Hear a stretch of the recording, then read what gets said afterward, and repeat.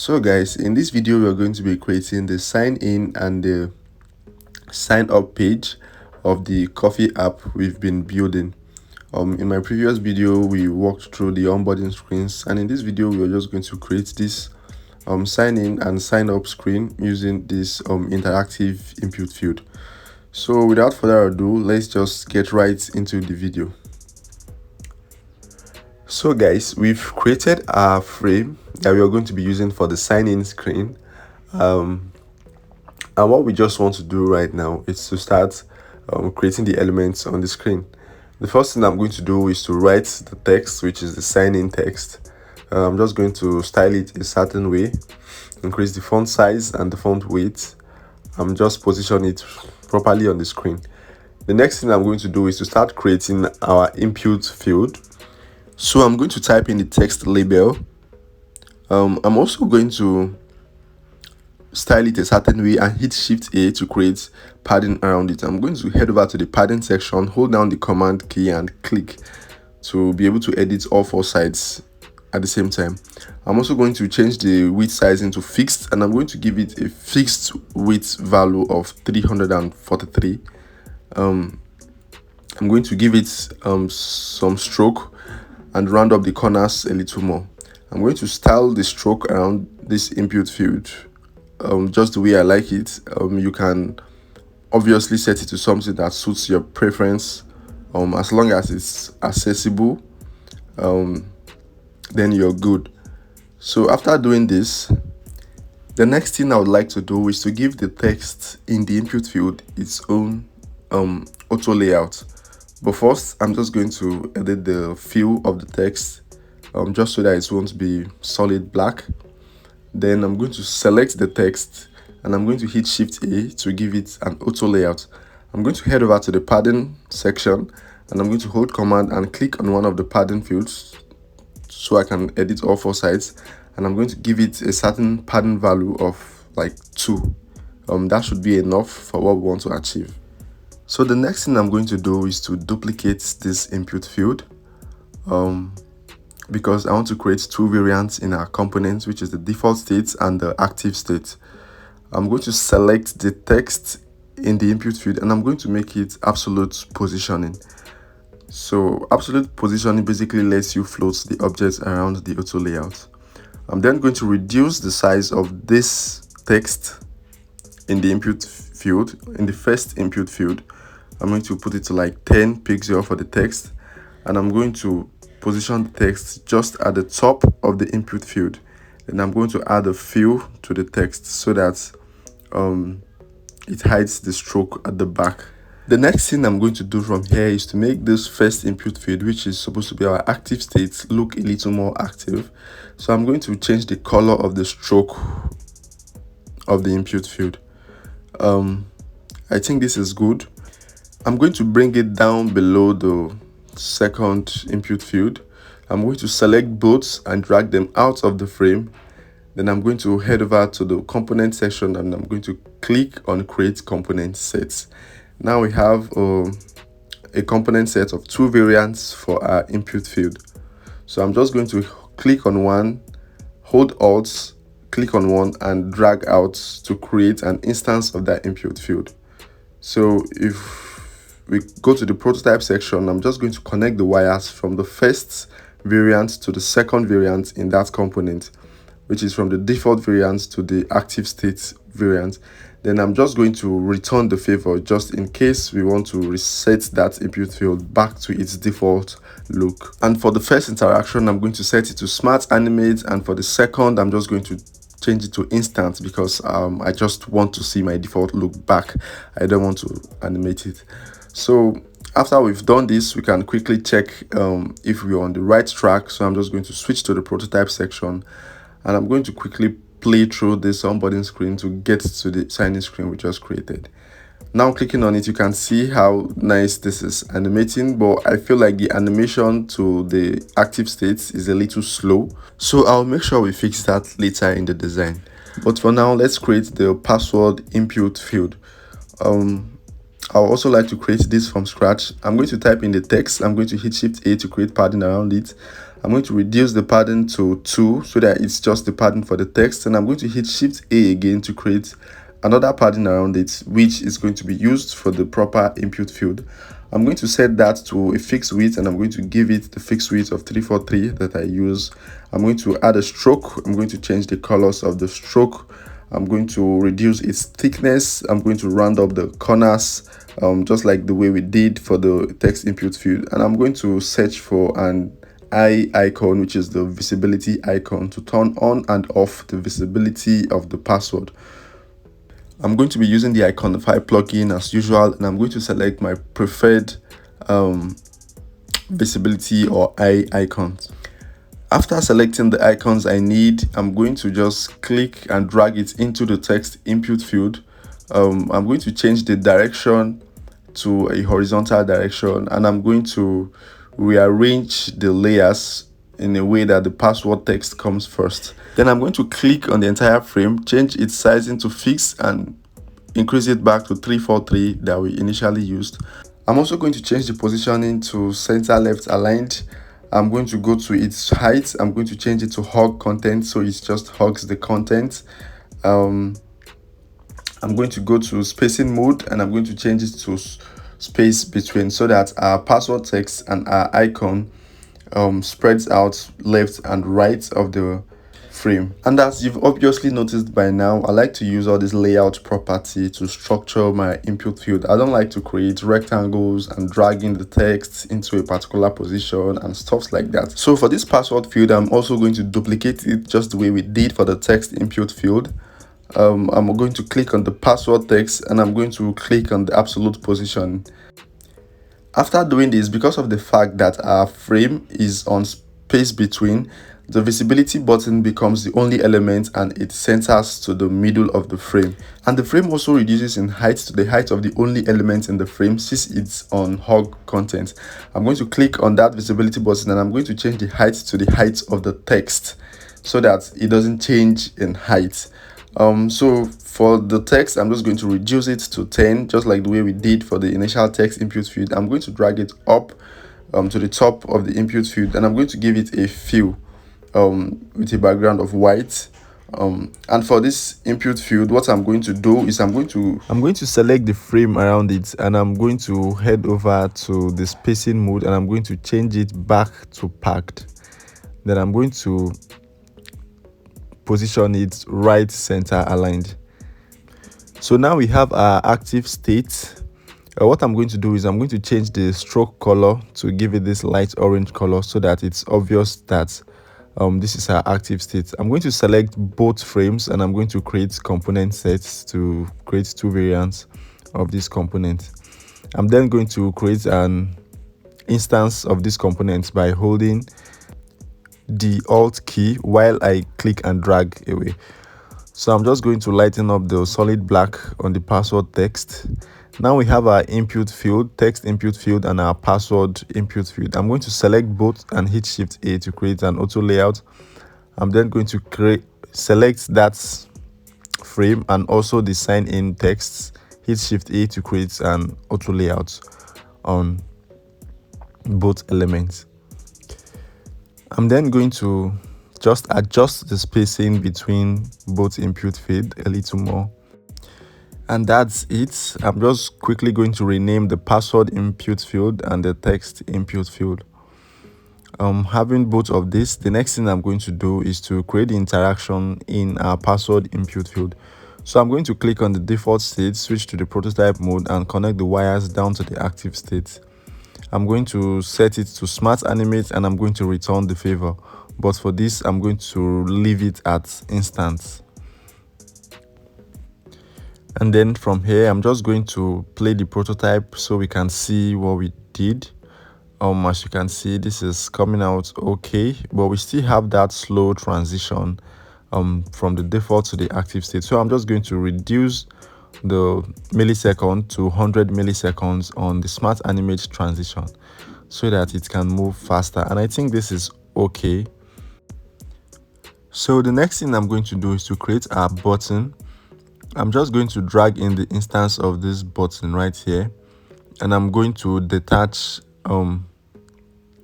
I'm going to detach the instance from its original component. I'm also going to stretch it out to be the same width as our input field because I want a really large button. After that, I'm just going to position it right under the input field.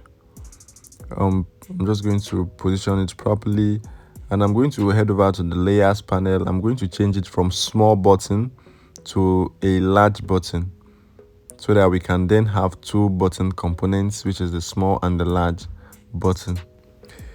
And for this large button, I don't want it to be almost the same height as the input field, so I'm just going to increase the height of the large button a little more, so it's a little bigger than the input field. Okay, and what's next is we want to have a forget password or forgot password text just below the password field. So I'm just going to type that in. I'm also going to resize the size of the forgot password text to make it a little smaller. And I'm going to position it properly at the bottom left corner of our screen where we have our input field. I'm going to give it enough spacing to differentiate a tap on the visibility from a tap on the forgot password text. I'm going to include it in the auto layout frame, and I'm going to select the entire frame and position it in the bottom right corner of the frame. I'm also going to adjust the spacing of the frame a little more. So having this, I want to have both input field, both the email and phone number field and the password field on a single frame. So I'm going to select both of them and hit Shift A so that I can differentiate the spacing between the input field section and the text section from the spacing on both input field section. I hope you understand that. I'm then going to select the forgot password text and I'm going to give it this light orange color, just so that it's obvious that it's a clickable text. I'm also going to duplicate the text and place it at the bottom left corner of the screen, just below the button, and I'm going to type in a text that says, if you don't have an account, please sign up. So the text is going to say, don't have an account, sign up. And then I'm going to style the text with both the dark shade color we are using and the orange color for the sign up text, just so that it shows that it's clickable, just like we did for the forgot password.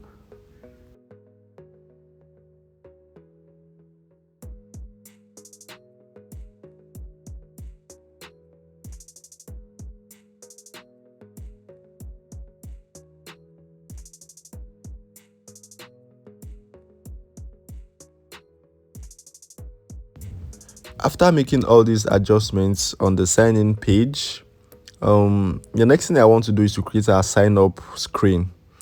I'm going to select both of these components and reposition them somewhere else on the screen so that I can create our sign up page just by the right. I'm going to hold the sign in page, select it, and click on Ctrl D to create a duplicate. I'm going to space that out a little bit, and I'm going to change the text from sign in to sign up. I'm going to be using similar input fields that we created. That is the components we created for both the text field and the password field. But for sign up, I want some more input field. I want to be able to collect the person's full name, email address, phone number. So I'm just going to duplicate those input field. And if you want to change the text label, you can just select the layer inside it and change it, just like I did. Change that to full name, and the next one is going to be phone number, and I also have one I want to be email address. Another way you could do this is to go to the main component variant, select the text, and come to this right hand panel and click on this button here to create a text property. You can name your text property anything you want. For me, I'm just going to name mine text label, and I'm going to click on the create property button right here. So you can also select this text right here on the second variant, right, and click on this button and click on text label, so it knows that the text you just created for the initial variant is going to take effect on this second variant. So we have that. That is another way you can create your text property. I'm just going to select this frame, and you can see our text label property right there with the value of full name. So that will always show if you create a text property. I'm then going to select this and duplicate it again, but this time I'm going to use the text property to change the text label. So on the right hand side, you can see it still have the value of phone number. I'm just going to change that to email address. So for the sign up, we are going to be collecting the full name, phone number, email address, and the person will have to choose a password. I'm just going to go ahead to delete the forgot password text because there's no need for that on the sign up page. And I'm going to position this sign up frame in the middle of the screen. I'm also going to change the text at the bottom left corner to redirect to the sign in page. So that is going to ask the question of, if you already have an account, please sign in. All right, so we're just going to edit that text right there. And what I want to do is I want to create an auto layout on both of the text, so that if you want to click on the text, it's easier for you to access rather than trying to target the very slim tiny text. That is definitely not necessary, but you can also do that. I'm also going to connect the wires of the text from the first screen to the second screen, just so that we can properly prototype it. Now, looking at our prototype, there's a little adjustment we need to make here because the text is not properly aligned with other elements on the screen. And I'm going to drop the solid black and reduce the shade a little bit, just like you're seeing here. I'm also going to align this text for the second screen, and I'm going to drop the shade of black. I'm going to click on our prototype, quickly walk through the onboarding screens to get to our sign-in screen so that we see what it looks like. And this is it. It's coming out very nice. And as you can see, clicking on this text takes us to the sign up page, and we can see that on active we get the same text. We can click on it to revert to our default state, and you can also increase the number of variants in your component to add an actual text. You can add one more variant to add an actual name or phone number, so that once you click on it, it shows that. So I'm just going to click on all these, make them properly structured with auto layouts. I'm going to select the button and the text, make it an auto layout component, and I'm going to select the initial frame and make it an auto layout component. So I like to do this so that all my elements are properly aligned, and I don't have an element popping out from others. At this point, we are basically done, but what I just want to do is to add another password field, which is the confirm password field. So the person has to be able to type a password and retype that same password to confirm password. So this is it. I think it's all looking nice, but I just quickly want to change the text label of this button right here to sign in, and I'm going to do the same thing for the next button and call it sign up.